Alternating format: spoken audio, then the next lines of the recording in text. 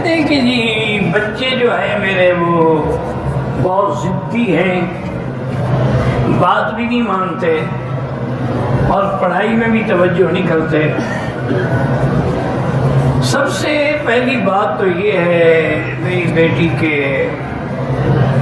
صبح و شام آیت الکرسی پڑھ کے ان پہ دم کیا کرے۔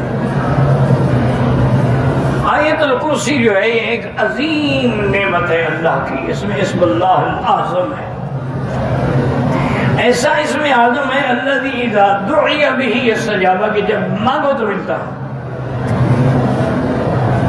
لیکن شرط یہ ہے میری بیٹی کہ آپ پہلے کسی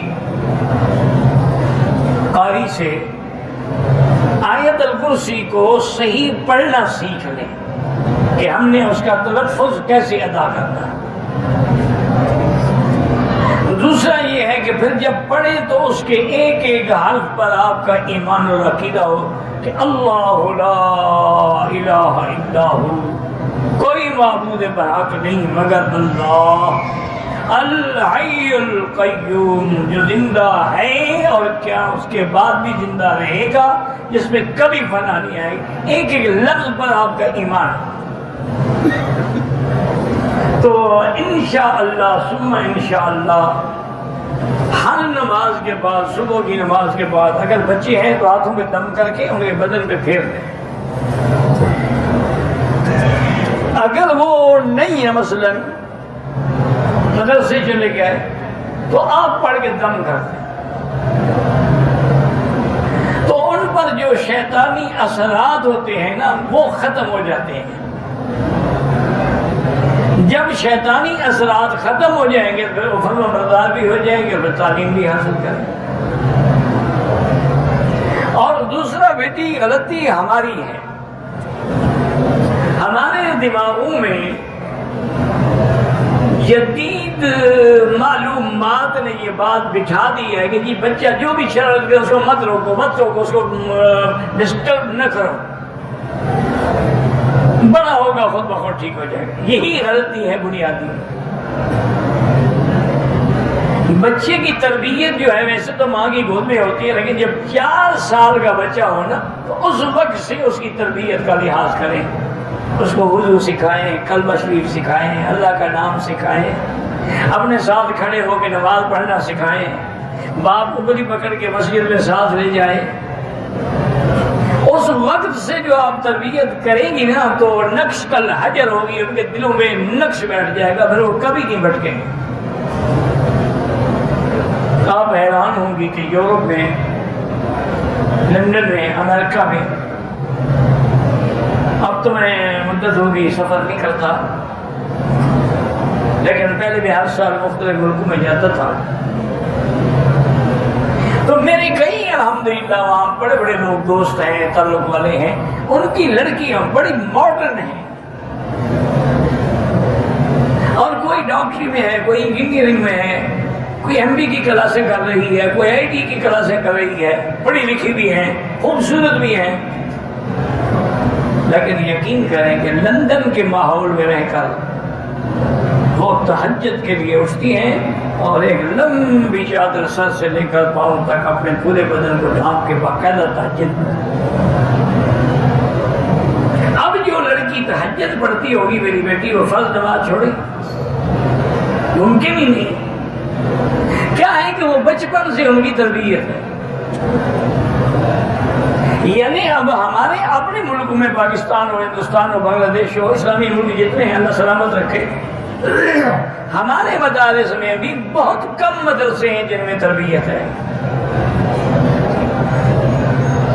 لیکن یورپ کے مدرسوں میں، لندن کے مدرسوں میں، امریکہ کے مدرسوں میں اتنی اچھی تربیت ہے کہ بچے کو وہ داخل نہیں کرتے جب تک کہ اسلامی لباس نہ پہنے۔ نیچے پاجامہ ہوگا اور چھوٹی پنڈلی تک اس کا کرتا ہوگا، اگر سردیاں ہیں تو گرم کپڑے کا ہوگا، اور سر پہ ٹوپی ہوگی، پھر پگڑی ہوگی باقاعدہ۔ ان کا یہ یعنی یونیفارم ہے، لباس ہے، اس کے بغیر وہ داخل ہی نہیں کرتے مدرسے میں۔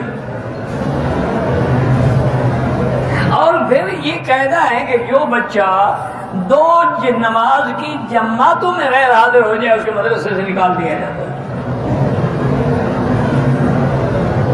اور تیسری وجہ یہ ہے کہ انہوں نے اپنے مدرسے کی مسجد میں انتظام کیا ہے کہ 3 لڑکے جو ہیں بالغ عاقل فاہم جو ہیں وہ اعتکاف میں بیٹھے گے، وہ ایک دن ختم ہوگا تو پھر دوسرے 3 طالب بیٹھے، یعنی کوئی دن اعتکاف سے بھی خالی نہ ہو۔ تیسرا انہوں نے یہ اہتمام کیا ہوا ہے کہ مغرب کی نماز اور عصر کے عشاء کے درمیان تمام طلباء کو بٹھا کے باقاعدہ سورۃ الواقعہ کی تلاوت ہوتی ہے، اور پھر اللہ سے دعا کی جاتی ہے کہ یا اللہ ہمیں، ہمارے طلباء کو، ہمارے مدرسے کو، ہماری ضروریات سے کسی بندے کا محتاج نہ کرنا، اپنے خزانے غیب سے رزق کرنا۔ یقین فرمائیں، وہ کہتے ہیں کہ ہر سال ہمارا بجٹ بچ جاتا ہے، ہم دوسرے مدرسوں کو بھیجتے ہیں۔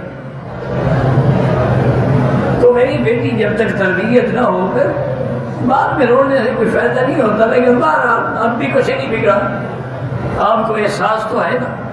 تو اس لیے آیت الکرسی میں زور دے، یہ اللہ کی بہت بڑی نعمت ہے، اس میں عزم ہے، ہر مشکل کا اس میں حل ہے، کوئی بھی مشکل ہے تو کرسی پڑھ۔